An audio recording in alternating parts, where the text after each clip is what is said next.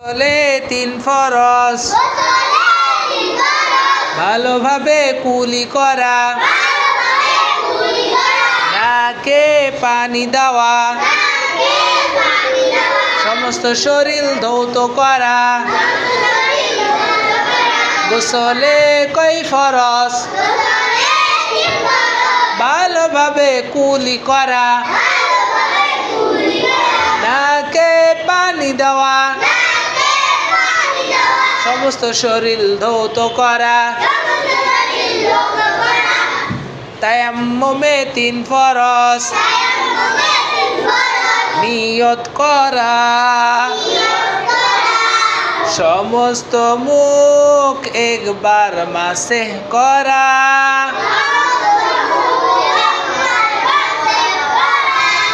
দোনো হাতের কোন সহ একবার মাসেহ করা।